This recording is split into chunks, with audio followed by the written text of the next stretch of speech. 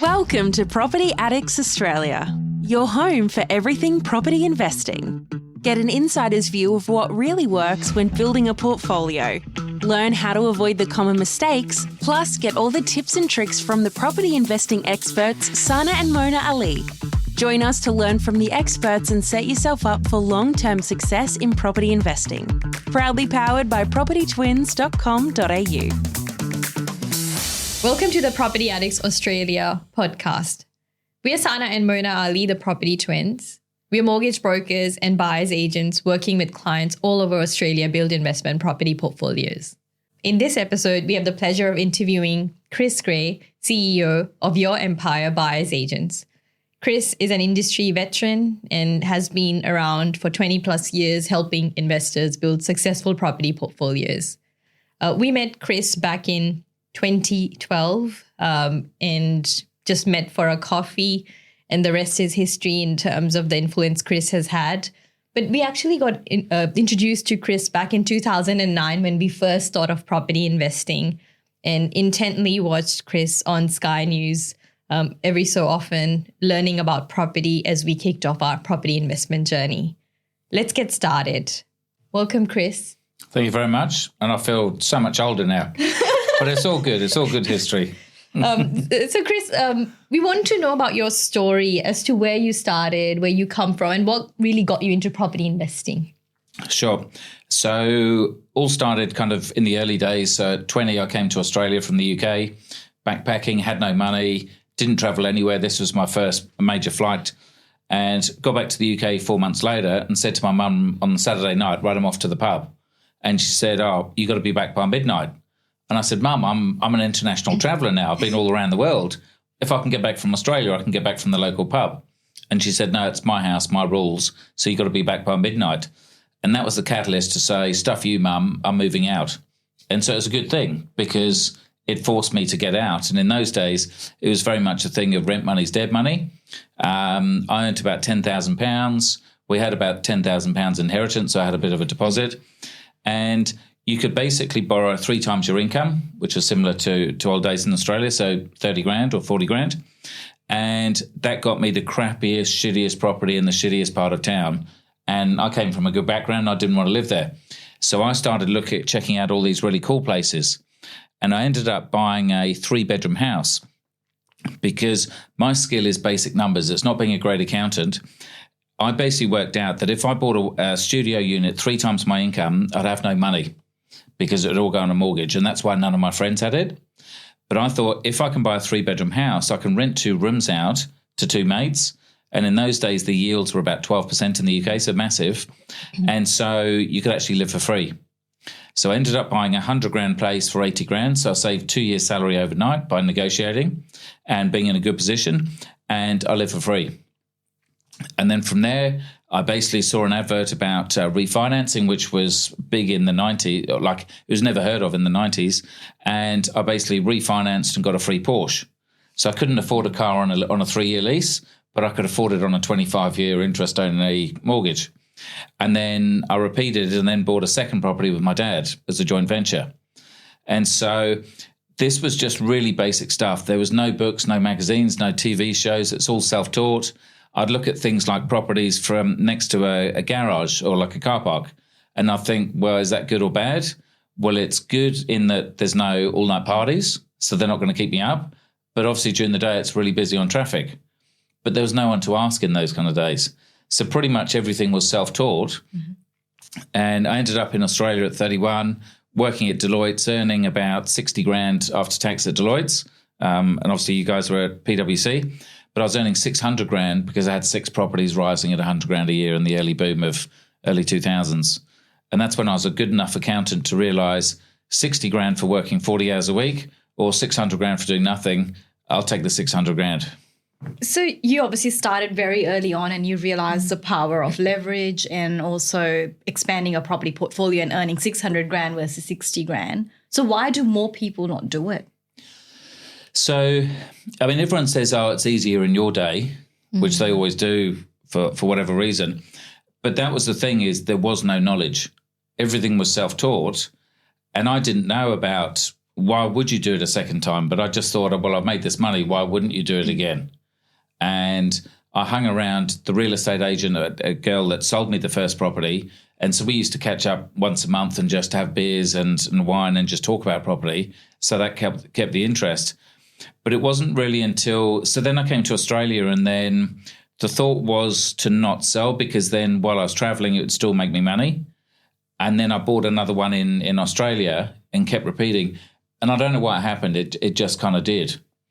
And again, there was no one teaching you to pull out the equity and keep repeating. But then I started going to the home buyer shows, and you suddenly meet a mortgage broker that's used to dealing with investors. But again, I'd never met one before. I didn't even know what a yield was. I didn't know what my mortgage interest rate was, and I didn't even know there was a percentage. Like, I knew it cost me a certain amount of money, and I got a certain amount of money in rents, but I didn't know it was a percentage. So you said you went to these home buyer shows or seminars, and you were self-taught. But in today's day and age, there's so much information out there. We are inundated with ads on social media or content. So how do you pick up the right information? So that's probably the hard thing now. So before there was zero information, now there's too much. Yeah. So it's analysis paralysis that people don't make a decision because there's too much information. And so I think you're never going to get 100% information. So I've done 500 live shows on Sky, been in the industry 30 years effectively. I don't know everything. I know my little pocket very well, but I certainly don't know everything. So I think people need to get a certain amount of knowledge, realise that they're not going to know everything, but also realise that quite often if you make a mistake in property, time manages most of those mistakes. So sure, if you bought in a mining town and that collapsed and it's never recovered, you're stuffed. But if you buy a normal property in a normal suburb for a normal kind of price, in time it's going to be okay. So, Chris, obviously you are a big fan of cars as well. You have a car portfolio besides a property portfolio. Could you tell us a bit more, like, obviously your passion drives you? And yeah. So excuse the pun though. Yeah. So look, I now work out that I need one car per property. That's roughly, so I built the property portfolio. Now I match the car portfolio to match the property portfolio. That's my excuse to have multiple cars. But my dad taught me to drive when I was about 12 or 13. I love driving anything. So before I got into Porsches, Ferraris and Lamborghinis, like the material type things, now I'm into historic cars. So some of my cars are 110 years old. Most of them are between 50 and 75 years old. So I'm not after flash now. Like, there's some good brands in there like Bentley and Rolls-Royce, but they're maybe a $100,000 car, but they're 75 years old. I recently bought a tank, which is roadworthy, which, as you saw on social media, it broke down the other day in Campbelltown as I was showing some teenagers. I've got a road train license, so I can drive 3 kind of B doubles all in a row, which is like 50 tons. And I drove around Western Sydney because you could go to a racetrack and you spend $2 or $3 to learn for 2 days. And I thought, well, I've done that loads of times. Why not spend $2,500 and get a road train license? Now, I'm never going to use it. And my doctor in Double Bay said I normally get license requests from 80-year-olds that are about to fail. But when you drive something that big, you've got to get a medical. And he said, I've never done a medical in Double Bay for a B double driver because B double drivers don't live in Double Bay. And he said, why are you doing it? I'm just doing it for fun. That's amazing. And how has your property portfolio enabled you to achieve your, the lifestyle you have, obviously the travel and all those things? So how, if someone is aspiring to have a good quality life, what do they need to do with a property portfolio? Yeah. So as you said, one of the best things about property is the leverage. So say I had £10,000 or $10,000, that effectively bought me £100,000 place. So if that goes up 10%, it goes up 10 grand, which doubles my money.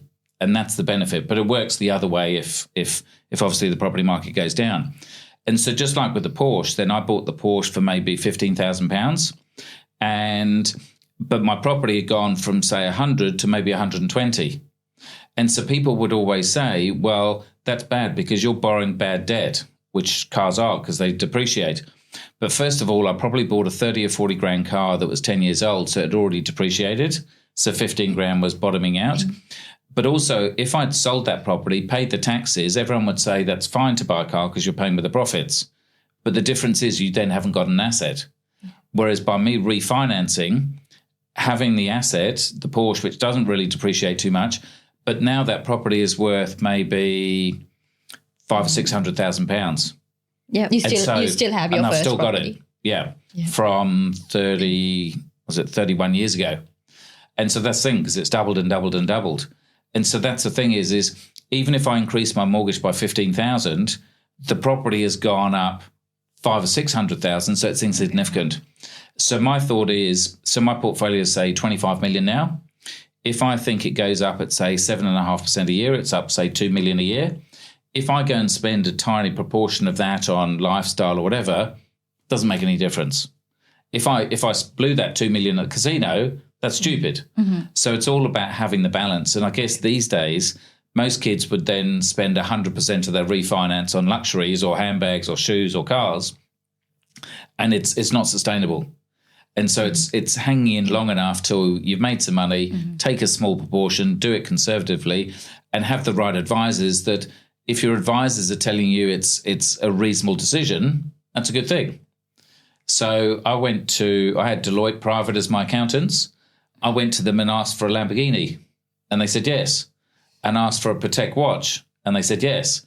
Now, I bought that Lamborghini. Instead of $1 million, I paid $250,000.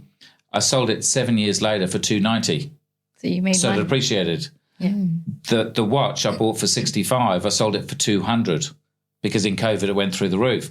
So where you'd normally go to an accountant and the accountant would say, no, don't buy expensive cars or watches, these were actually intelligent people that were saying a watch in a business thing, then guys do value things, they look at your watch. Mm-hmm. Whereas girls, they might look at a handbag or shoes or a suit or something like that.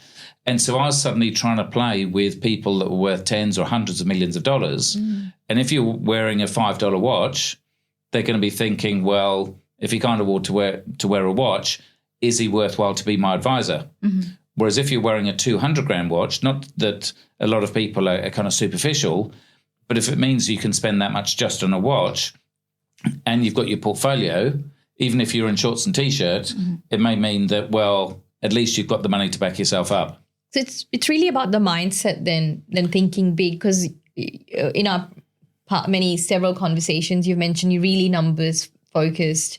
And surrounding yourself with people you learn from and grow from. So what would you tell like a property investor looking to, start a property portfolio, expand their property portfolio? What do they need to do differently to think big? Yeah, look, everything's about information. It's all about mindset. So all of us in the property world, we do slightly different things. You do slightly different things to what I do. But 95% of our mindset's exactly the same. Whether you buy and renovate, whether you buy off the plan or new or Perth or Sydney or regional or whatever, that's the last 5 or 10%. It's all about the mindset. And so like from a sales perspective, setting up my business, then the coaches would say you need one good suit, one good briefcase, one good watch, one good pair of shoes, one decent car, because it's first impressions when you turn up. But I've gone from having all these expensive things to now I've got a $300 watch. My clothes are maybe $200 at the most, because in a way, sometimes when you've ticked off that box, you've then got the reputation that you don't need to show anything, or if anything, show anything might put other people off anyway, that I'm trying to portray that I'm down to earth, I'm living the lifestyle. And so if people want a corporate person, I'm probably not that person now. But if you want to learn how to retire early, to travel 10 or 15 times a year, to choose what you want to do, how you dress, not being told what to do, that's I guess the personality that I'm living and breathing. So it's about you being happy and living the life that you would like to live, and then people can get inspiration from that and follow through with that, rather than just say someone in a suit or shiny brochures trying to convince a property investor to buy something. Yeah, but it all depends on your age and stuff. So when I was on Sky News in my early 30s, I looked too young. And so when I was trying to, say, get a billionaire, so my wealthiest clients say $1 billion, and when I'm trying to convince them that I'm the right advisor, if you look in your 20s and you look as if you haven't got 2 pennies to rub together, they're highly unlikely to invest in you. Whereas in those days, I was pinstripes suit, I was sharing Deloitte's, sharing Sky News, tie, button done up, maybe more of a conservative car and stuff. But then after a while, you tick the boxes and your reputation and I guess your portfolio size and your financial success then outweighs that. So then I had, say, the Lamborghini, which was like bright orange and then bright purple. So I would win some male customers because they'd say, I want one of those cars and I want that lifestyle. But then quite often their partners, their wives, would say, there's no way we're going to deal business with that guy. He looks as sharky as anything. He looks flash and in your face, and understood that and understand would lose a lot of business. Just like a real estate agent, they turn up in a Ferrari. There's no way they'll get business. But I'm not trying to get money from selling stuff. I'm saying if I can make you $1 million, whether I charge you 20 grand or 50 or 100, why would you worry? Yep.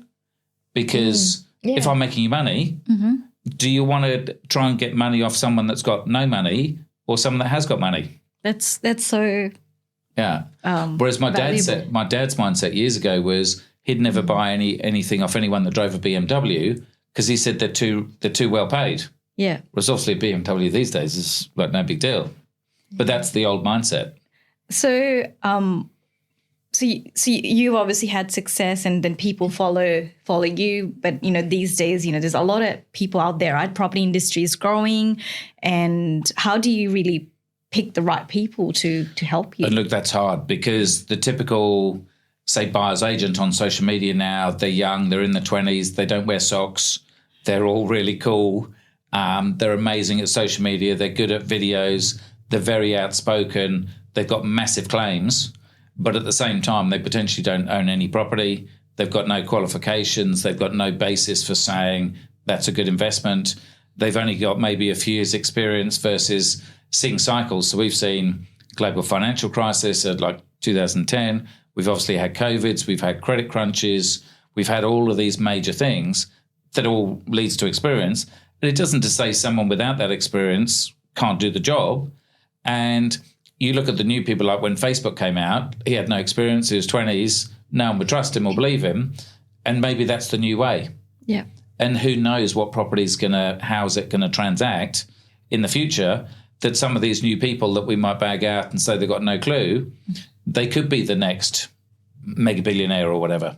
So we don't know. But it's a balance of I guess, knowledge versus flash, that someone's made a lot of money or appears to have the money from ripping people off and telling them it's going to be perfect, and the clients don't realise for 10 years that they've overpaid. And it's a time thing, right? You don't know until it's too late, perhaps. Yeah. So for instance, people that are, say, pushing Perth a few years ago and say, I can make you 20%, well, almost anyone could say that. Because the Perth market's gone off. Everything went up. Yeah.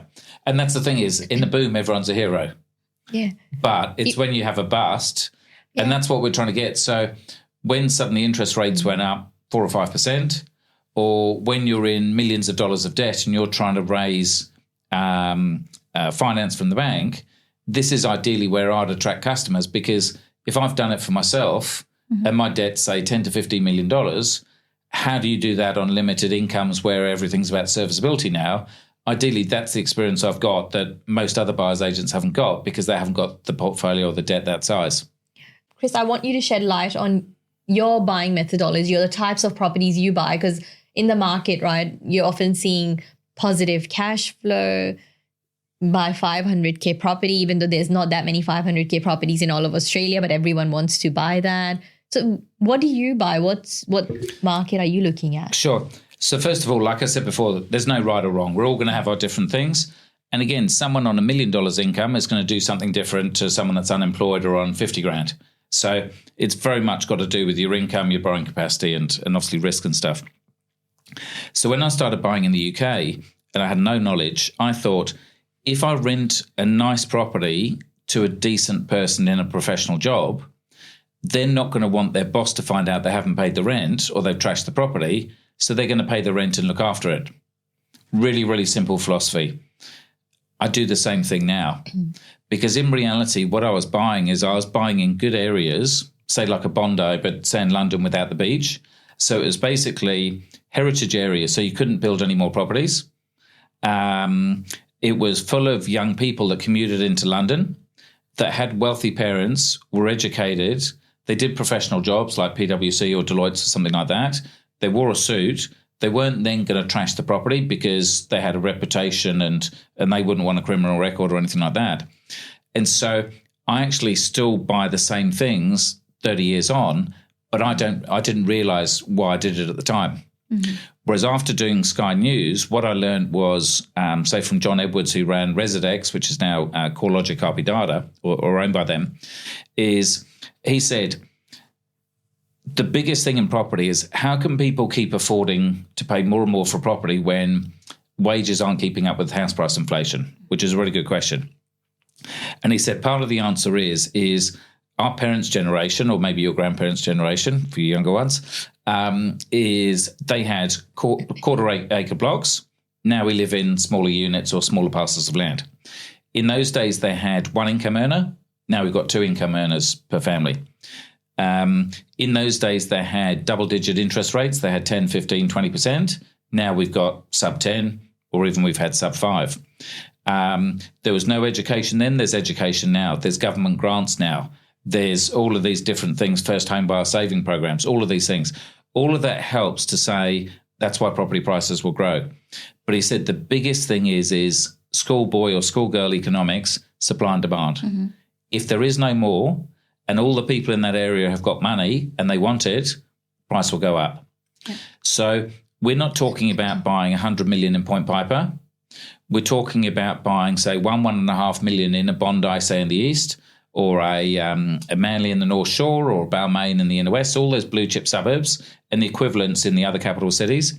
Generally, you've got 3-story height limits. You've got like a 20 or 30-minute commute to the city. You're near schools, you're near transport, cafes, restaurants, leisure facilities. And it's as simple as that. And so when I was at Deloitte and I was earning that 600, I tried to salary sacrifice a Ferrari. They worked out the FBT was more than my wages.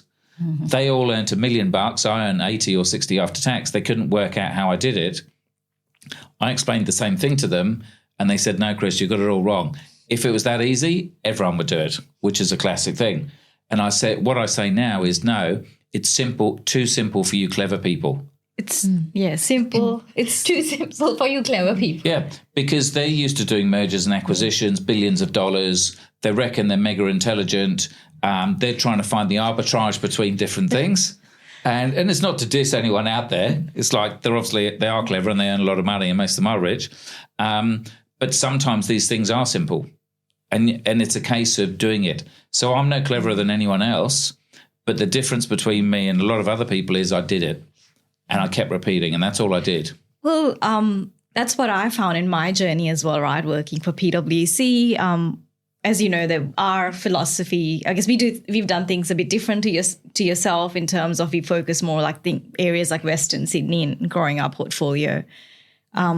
A lot of people look down upon it and they question that why would you go even do that? Like it didn't make sense to them, but I guess it's paid off taking action while you can and not really being influenced by those who haven't done what you'd like to do is important, I think. And also where you come from is then you understand it. You understand the people there. You understand the mentality in those kind of areas. And that's why I've stuck to what I know, because I live in those areas. I understand it, or I think I do. And I'm living and breathing it, so I can feel it every day, because it's not what you read in the papers, because all the media is basically rubbish most of the time. It's how do you feel it? What's the feeling on the street? And so that's why I haven't expanded into other places around Australia. I've stuck to my knitting because I understand it. Whereas as soon as I went to, say, regional, or I go on the Outback and rallies where you can buy a house for like 50 grand. I don't understand the mentality of those people out there. Yeah. And so I'll be the worst investor. Yeah. So that's part of it is you've got to love it and feel it and breathe it. Mm-hmm. And sure, you can delegate things. But again, is when it goes wrong, you've only got yourself to blame. So you've got to take some responsibility and have a certain amount of knowledge, whatever you invest in. Yeah. And Chris, there's been news that Sydney prices are falling. What do you see? Where do you think Sydney is in the property cycle and where do you see it going? Because our last boom was 2013 to 2017. The market's been relatively subdued, although it has grown in this time. So what do you see? So look, I don't even look at those things. I'm looking decade after decade after decade. So I've already been in the market over 30 years. But even when I started, I was still looking very, very long term. And so, again, with statistics and with the media, you can show anything. We all know you can show a property that sold 200 grand over reserve. You can show a similar property down the street that hasn't sold. And so you can create any of these stories. And being in the media that long, people say, just don't believe it. Well, when we started our portfolio, I'd read the news on the internet. One day the journalist would write that the market's falling, and another day they change their tune altogether. And I'm like, these people need to really make up their mind where the market's actually going. And this is the reality, is that as a journalist, they shouldn't be making an opinion anyway. They're just reporting. So the people that got the biggest exposure was the people with the biggest claims. And so there was that classic one of the guy that had a bet with the Macquarie banker that house prices were going to halve in X amount of time. And I think he had to climb Kosciuszko wearing a T-shirt saying I was wrong or something like that. Did he do that? Yeah, he did. But now, then he moved to the UK, and I think he might even be in the US now. Okay. And there's all of these people. The Economist is like, you shout it long enough, once you might be right, but 999 times you're wrong. Yeah. And so, again, when I look at the stats for things like the GFC or COVID, everyone said, oh, it went down in the GFC. But I was looking in Coogee, where a lot of mine is, and it was still ticking up.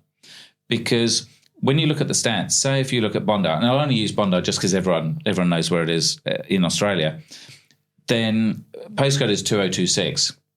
There's houses there, there's units there. There's 500 or 600 grand units. There's $20 or $30 million homes. There's $20 million penthouses. There's Bondi Road with massive towers with really crappy buildings. There's retail there. There's commercial. All of this stuff, and maybe you get 2 stats for it. Mm-hmm. And so that's the thing, is I used to get the stats for CoreLogic when I was at Sky, and they were columns and columns wide. Are you looking at the top median, the lower medium, the inner medium, outer, inner? There's so many stats. You can pick whatever number you want.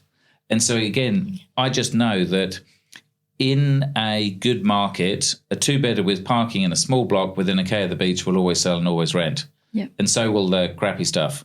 But in a bad market, the crappy stuff won't. So it has to have resale value, so good quality property in itself. And also, so auction clearance rates I don't look at, because I know a 2-bedder with parking, small block, close to the beach, will sell 100% of the time. And it won't even get to auction. And even if someone was desperate, it would probably sell for double.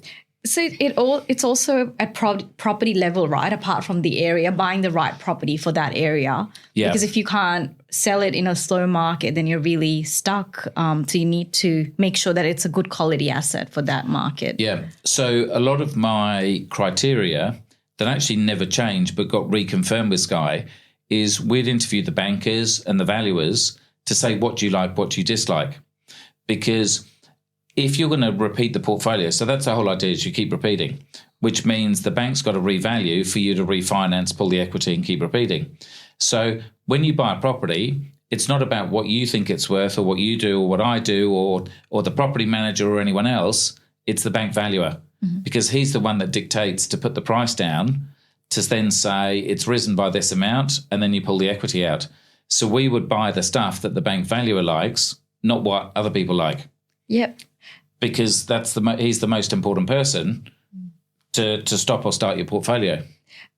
And I guess talking about data, you referred to, you can pick whatever, right? Like there might be a whole heap of data and make sense of it.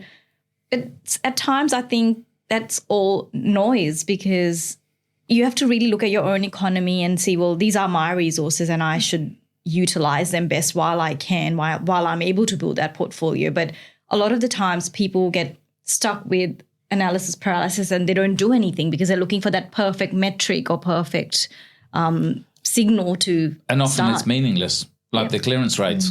It's just completely irrelevant to us. Now, if you're buying expensive property or cheap, it might be different, but not if because the other criteria is median price, because if you buy around the median price, it means 80% of the local population can afford to buy it, sell it or rent it. So there's always a market. Whereas if you're too cheap or too expensive, there may be no market for it. Yep. And so, again, a lot of the research companies or the buyer's agents out there say, we've got massive research teams. And in my experience of knowing other people that have been in the industry a long time and sometimes have even gone bust, they've said, that was a whole bunch of rubbish. Like we said, we had 200 different data files or suppliers of information. And yeah, it's a whole bunch of rubbish. So it could be a marketing gimmick in some instances. It is, because it makes them look, oh, we're researching the market and we're finding all this latest thing, the latest play, or we're using AI now, and that's going to predict where it is. Whereas Bondi's always been great, and Coogee and Balmain and the Manly. So I think, sure, for some people, if you can pick the bottom of the market and then refinance at the top, you can increase your returns and you can increase the size of your portfolio, just like a stock trader. But I always thought from my dad always used to tell me he would get the cheapest fund when it came to shares and the cheapest industry fund because they don't charge a lot. And I'm saying, no, that's wrong. You pay for an expert, you can get better advice, like in property. Yeah. But then all of the books I've read recently, even from people like Tony Robbins and all these other gurus, they've all actually said, no, you buy the index when it comes to shares, because no matter how good these guys are, they can't do it year after year after year. Yep. Well, I guess it's about paying the right price, right? And for the advice you referred to, because we often get told that, oh, well, this other buyer's agent's charging this much, but you're charging this much. So what's your view of that? Yeah. So Tom Panos is a guy that teaches the real estate agents, and he came on my show for 10 years. His classic line is the cheapest agent's the most expensive. So typically with real estate sales, say $1 million property, anyone can sell it for that. And if you want $1 million, sure, pay someone 10 grand, 1%. But if you want to get top dollar, you want to get the street record or the suburb record, you hire the best agent, you do the best marketing campaign, you tell the whole world, you take it to auction, and you get 2 or 3 people fighting over it. If they're pre-approved to 1.1 or 1.2, people pay what they're approved to.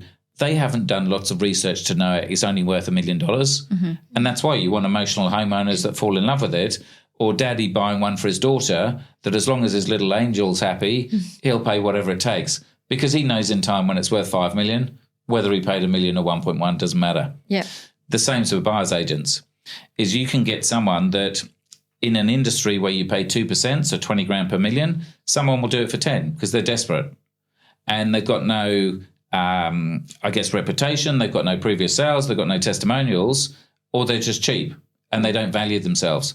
If they can't negotiate the right price for them, the classic line is, how are they going to negotiate with your money when they're discounting their fee 50%? Mm-hmm. What are they going to do with your money? They're going to be paying 1.1, or they need to do double the amount of deals. So they need to just churn you as a client. Yeah. Whereas if you pay someone the full 2%, they can afford to do the proper job, whether they're buying or selling. They're not desperate. Mm-hmm. And ideally, they get you that $1 million property for $1 million rather than paying 1.1 at auction. So the idea really is, are you getting quality advice for what you're paying? And is the buyer's agent spending the right amount of time on you? And the same thing is for all industries. So I used to go to a property accountant before. Then I went to Deloitte Private, and people say, why are you going to Deloitte Private? That's if you're a multinational or a billionaire. And I'm saying, no, well, their fees aren't actually that different. And if the multimillionaires pay for research into learning how a trust works through their court things, then once Deloitte has got the information, they can give it to me for their hourly charge. Mm-hmm. And so the property guy I had before, he might set up a trust once a month or twice a month. Deloitte had someone that was doing it for 30 years, every single day, 24/7. So I came to them and they said, oh, you've got the wrong trust. But because it's within this band of like $2 or $3 million or whatever the number was, we can transfer it into this trust. There's no CGT or stamp duty because you're going to an expert. Yeah. Now, let's say the previous accountant was $500 an hour and they were $1,000. Who cares? Do you want to pay $500 for the bad advice or $1,000 for the right advice? Yeah, well, you pay later. You pay less now, pay more later. Yeah. And they say quite often, you either pay now or you pay for your mistakes, and the mistakes are more expensive. Yeah. And on a slightly different matter, I just bought a defibrillator, to keep your heart going if you have a heart attack. Mm-hmm. And one of my clients is in the ambulance business, and he said, I've got a Chinese version for $500, or I've got at the top of the range $3,000 that tells you everything to do. Which one do you want? Well, $3,000 one. The $3,000's the cheapest, because the $500 would be more expensive. You're tossing a coin. And same analogy could be applied to when people say, well, they're buying a property from a developer's agent, and they're like, well, it doesn't cost me anything because I'm not paying a fee to them. But you are actually paying a fee. 100%. And instead of paying a 20 grand fee, it's probably 50 grand because they're paying them 50 grand because they can't get rid of it. It's overpriced and it's rubbish. Yeah. Yeah. And again, it's like the free financial plan. And this is the tough thing with financial planners is the average person in Australia can't afford 5 or 10 grand for a financial plan because they're struggling to eat or pay the mortgage or whatever else. They're the ones that need the independent advice. Whereas the free financial plan means that they're getting paid by whoever business they're giving to. Yeah. And so they're getting a commission. And quite often the hidden commissions, even though technically there is no hidden commissions now, everything's declared, that's not reality, is they're going to get ripped off and they've got crappy products that have no value. Well, I've had clients who have had financial planners who have sold them off the plan property. So do you have a view of that? Like, are financial planners actually able to do that? And they're actually being paid commissions on the back end. But they were not transparent though either. Yeah. The trouble is accountants are always the trusted person because they're always paid by the hour. But then accountants started selling off the plan as well. And that's where it's scary. So if your accountant's telling you to buy an off-the-plan property, then what should you do? Probably run. And look, Find a new accountant. It's not to say that everything's a bad deal. Yeah. But again, being in the business where we can buy secondhand, we can buy new. And look, we've looked to buy new before for foreigners have got to buy brand new.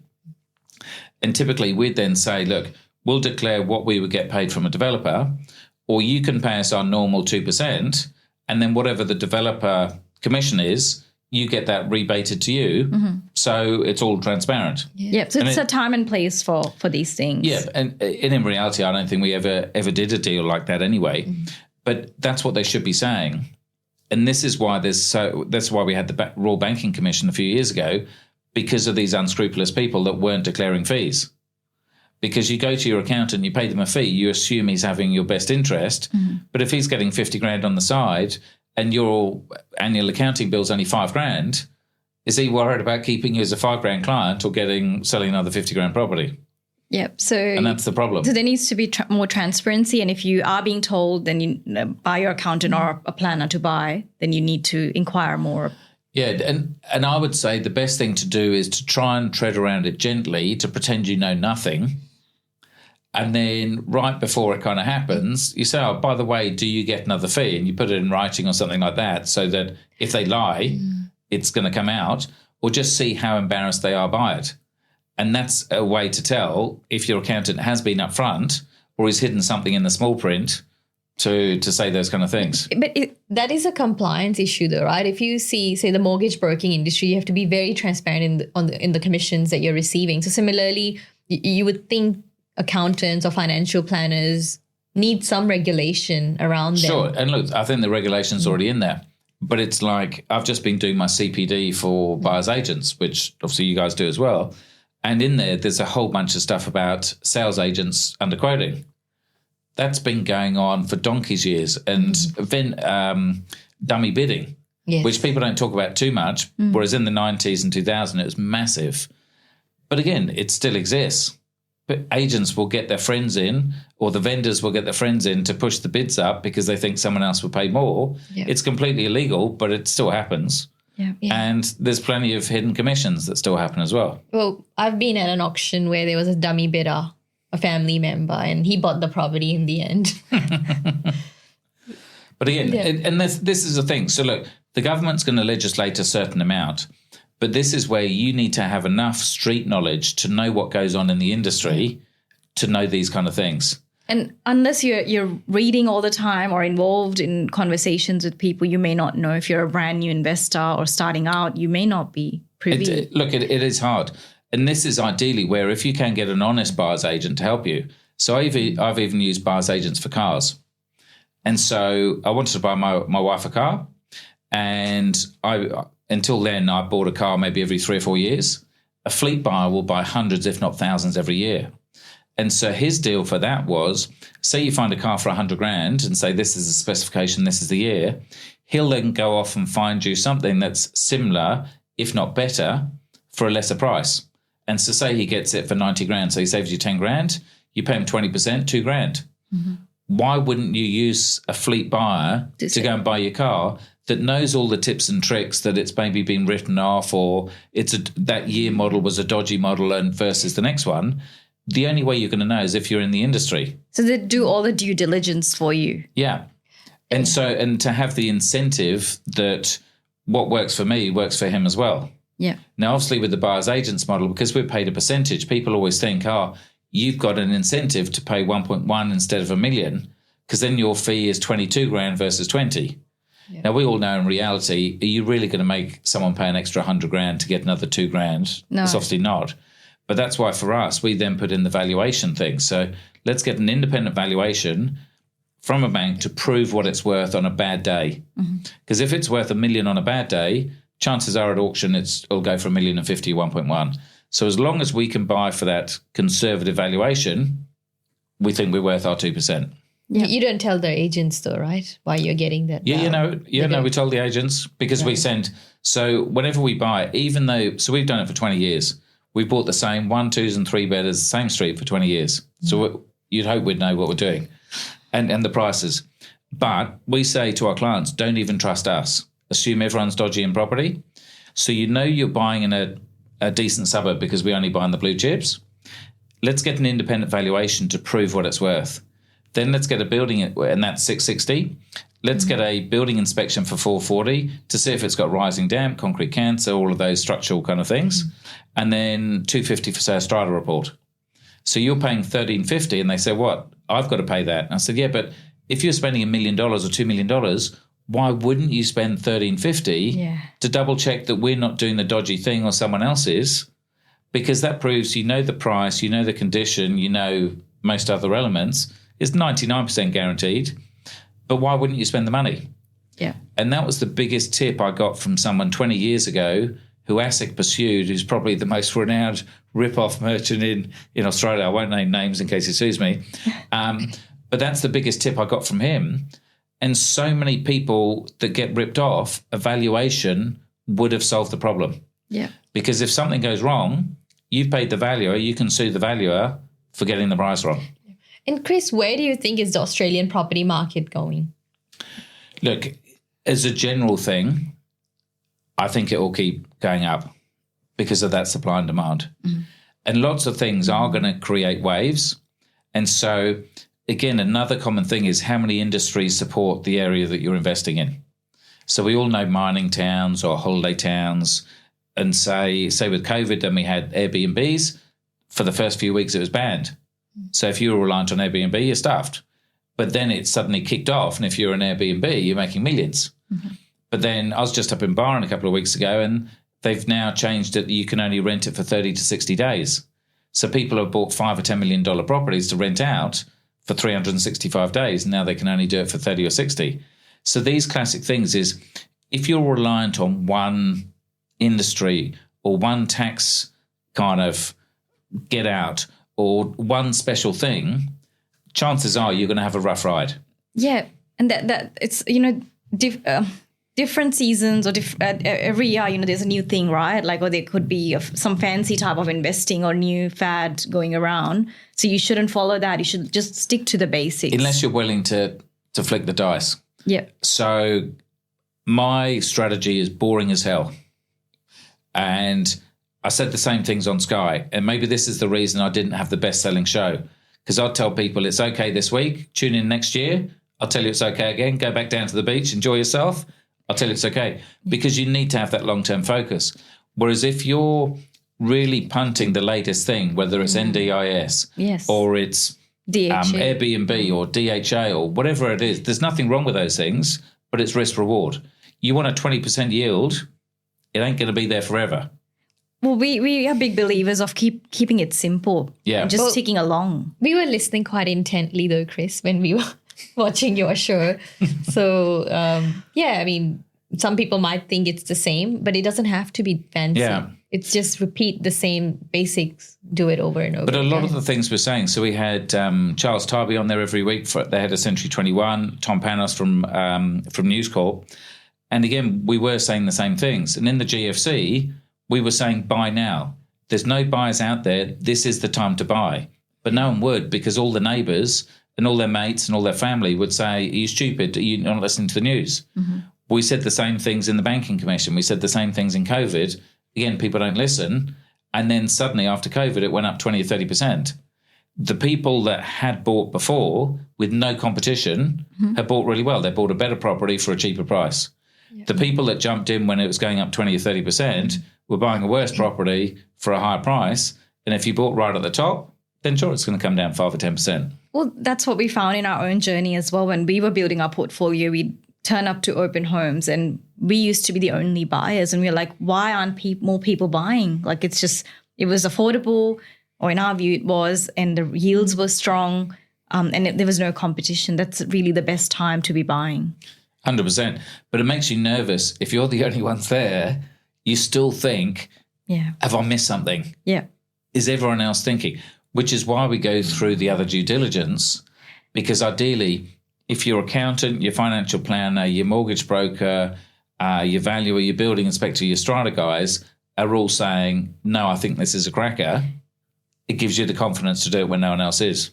And your circumstances may allow you to take action today. A year later, 2 years later, 3 years later, when the market's booming, perhaps your life circumstances have changed and you're no longer able to purchase at that point. So you need to make decision with your resources as of now. Then think about what's everyone else doing. But I mean, you guys would know better than anyone else being mortgage brokers, because in COVID, when the interest rates were 2%, borrowing capacity was massive. And then suddenly you could afford $1 million. Suddenly trying to get a mortgage now, you may be what, 500 or 600 or something like that? Well, most people can't service the same debt that they took out on the incomes they were. And Chris, what would be your advice for someone starting out today with their investment journey? So I think the biggest thing, so when we were talking before, and I was speaking to 50 teenagers last week, and they were ranging from kind of 14-year-olds to maybe 22 or so. And they're also starting off. Some haven't got jobs. They're still at school. The main thing is that knowledge. It doesn't cost anything for anyone to go down to the library, to go and pick up 20 books, read a book a week, a book a month, book every fortnight, whatever you can. And I even do it with my kids. And so the thought is as you read a book, write in the back cover, obviously not if it's a library book, but every time you learn something, write the point down. And it's almost like reading it twice. Yes. And then you transcribe it from that document into a Word document, so you've got all your books all in one place. As you read more and more books, even for my 16-year-old, he's saying, I'm learning less and less. And I'm saying that's good. You've still got to keep reading, though, because you're still picking stuff up. Someone else saying it a different way will make it go in your head better. And then when you're learning nothing from that book, you realise that, look, you don't know everything, but you know most of it. Mm-hmm. And then you go on to a different series of books like building or renovating or whatever else, or financial planning. And you go and build that knowledge. And again, going out every Saturday to go and look at property. Even if you're going to use a buyer's agent later on, if you then have a basic Excel sheet of property address, bedrooms, bathrooms, car parking size, aspect, how many people at the open for inspection, what's the agent quoting, what's the expected rent, tracking it through to auction, how many people were there, what was the final selling price, and then you work out the ratio of what the agent initially quotes to actually what reality is, which is either generally it's at another 10, 20 or 30%. But all of this stuff, it costs you nothing. Mm-hmm. It's only a few hours a week. And suddenly you go and do that for 6 to 12 months, even if you're not ready to buy, and you've suddenly got massive knowledge. Yeah. Is there any other mindset books that you've read that have really influenced you? So again, a lot of the property ones will give you the hard facts on property, and then it's the mindset book. So the classic one was always Rich Dad, Poor Dad, yep. Yeah. Which was probably 30 years ago, and it's an amazing book. And it all talked about that his dad that was the college professor, the kind of clever one, versus the business dad. The business dad was, he might not have all the qualifications, mm-hmm. but it's more street smart kind of things. But all of those things, the 4-hour work week, stuff like that, about how to get efficient with your time. Any of those kind of things. I've read The Richest Man in Babylon. Yeah, another one. Really good. And again, you could probably just Google these things or ChatGPT, and there'll be classic 20 or 30 books, or put it up on Facebook. If you're in a Facebook kind of help group or a property group, what are the top 20 or 30 books? Like I did a show called The Renovators on Channel 10 in, I think, about 2010. and I'd done a lot of renovating, but I didn't know a lot of the terminology and stuff like that. I bought 10 books from Dimmocks. I went to New Zealand before I started the show, and I literally read all these books and just wrote down what I'm trying to teach my kids to do. And again, by reading 10 books, you know what all of these people are talking about to then give you the rough knowledge of how to speak the language and yields and all of those kind of things. So again, if you're a reasonable learner, it doesn't take that long to get the base 60 or 70% knowledge. And you don't learn these things in school anyway, so you have to teach yourself. I think the books are the best things. Like a book is $20 or $30, and there's so much information, whereas you can go on a $1,000 course or a 10 or 20 grand course, and you're not necessarily learning that much more. Sure, you might learn that the last 10% of secrets, and it's worth paying that 5 or 10 grand, but the books give you a good 80% straight away. So it's important to educate yourself and also start as early as possible. Yeah. And invest in yourself. So invest in the time in yourself, but also put some money into it. Mm-hmm. So I had a young guy come and work for me. He rang me up. I didn't know him from anyone. He was a Sky follower, and he said he had saved 10 grand. And what should he do? And he was working in a pub part-time and going to university. And I said, look, good on you for saving 10 grand, but 10 grand's going to get you nowhere. This will probably go against your parents' advice, but he was thinking about doing like a developing or an options course. I said, go and do that. It'll cost you 4 or 5 grand, but it'll give you the chance because you haven't got the capital to go and invest. Mm. And it turned out I did a similar course, and it was a 250 grand investment. So we had 7 people put in 250 to raise like a $2 million fund to go and invest in options. And I said, I've got the 250 to put in, and I've actually got $1 million to put in, but you go and do the course. If you're good at it, I've never met you, and the guy that runs it says you're good, I'll let you come and work for me for a day a week, almost for free, as in I'm not going to pay you, but I'm not going to charge you. Mm-hmm. And you can learn as if you've got this 250 to invest. And did he do that? And he did it. And he ended up becoming a buyer's agent with us, gave up the university, then got together with his cousin. They could afford $350 each, which obviously wouldn't get you a lot anywhere in Sydney. And between the two of them, they bought a 1-bedroom Vaucluse for 700 grand. This was probably 5 or 6 years ago now. It's probably worth 900 or $1 million. Mm-hmm. So again, someone in a pub that's just got some get up and go has saved 10 grand but is willing to bet 5 grand of it. Yeah. Dad was a builder, so he's got some property knowledge, but took a punt, worked hard, increased his income, and to have half of Vaucluse property, I reckon it's not bad in 2021. Obviously not as good as you girls, but it's a good start. Yeah, for sure. And action, right? Action is so important. So firstly, thank you, Chris, for making the time to speak with us today. And we have this book that I read in actually 2012, back in 2012, The Effortless Empire. Everyone should read this book. So you can actually grab an electronic copy or order online on your website. Yeah, so if you just go to yourempire.com.au, you can get it as an audio or a PDF. Or if not, just send us your email or your physical address, and we'll send people one out anyway. But I wrote it in 2008. I haven't changed a single word in there. After about 7 or 8 years, we changed the examples from 500 grand to $1 million because property prices are doubled. Mm-hmm. We should now change it to 2 million because that's roughly what we spend. But $1 million example is easier to work with. But that's why nothing's changed, and so why change the book? Yeah. Well, going back in 2012, I believe Mona asked for, I think, 8 or 10 copies. Yeah, I had a number of copies, and I just took around and gave them to people. And so anyone starting out must read this book, or even if you are an existing investor, because it's just so valuable, like your years and years of experience. And there's no big words. It's really simple. Yeah. It's simple. Too simple for the clever people. That's right. Too simple for the clever people. Thank you, Chris. Wonderful. Thanks for having me. Thanks.